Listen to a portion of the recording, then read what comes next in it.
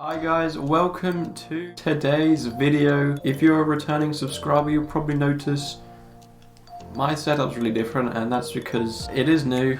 I've been working on it for many months now, so it's finally pretty much complete. But yeah, anyways, today's review is going to be on the Coming to America sequel titled Coming to America.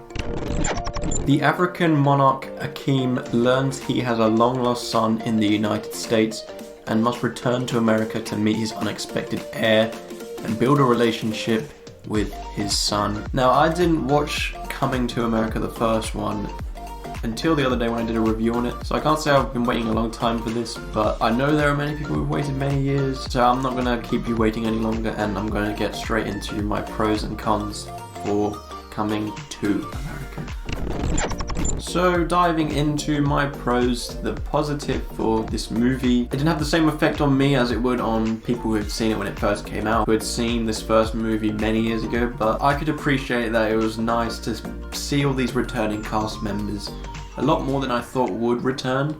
So yeah, that could put a smile on your face. Even the more minor side characters, they made a return, some I really didn't expect, so stuff like that's always great fan service and it's a really enjoyable thing to watch. But unfortunately, that's all the good things I have to say about this movie.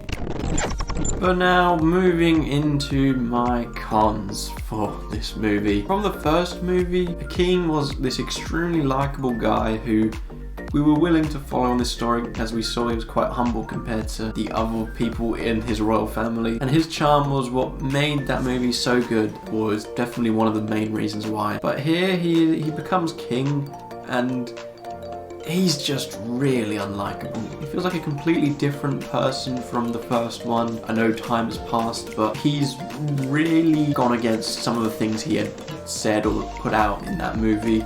I know there's meant to be like, oh, you're becoming your father sort of thing, but even when he acknowledges things, he still does bad things, and he was a really unlikable character. Out of all the new people who I'll get onto in a minute, he was one of the most dislikable people in this whole movie, and he's the main character, and he was so great in the last one. And he had that great chemistry with Semi, but Semi's barely in this movie as well. You know, he returns a cast member, but he's not in it loads. Right off the bat, they established this storyline with Akeem's unknown son, and just the way it's tied in, I just did not like that.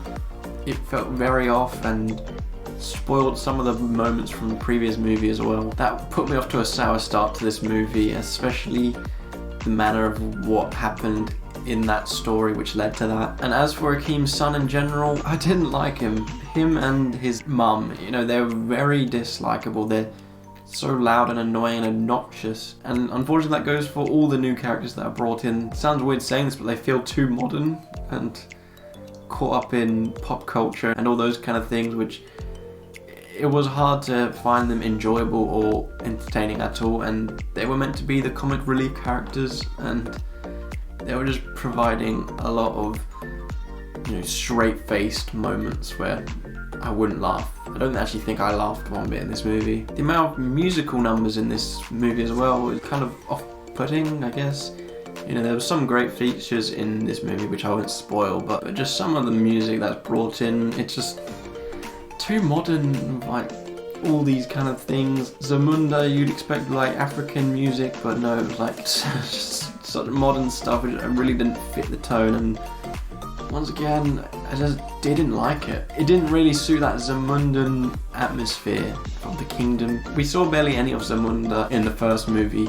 Here we're pretty much in Zamunda the whole time, but I still felt like the first movie's Zamunda felt like the real one. This one felt like, you know, a bad remake or something, because even though it had all lions and stuff, I just didn't buy it as an actual country. And to wrap up the cons, there were some plot lines which were established, some kind of interesting, others not really, and they actually focus on the more less interesting plot lines. I can't go into specifics for spoiler reasons, but something just resolved too easily and just brushed off when I would have thought they could have done more with that, but no, they didn't. But that was slightly disappointing.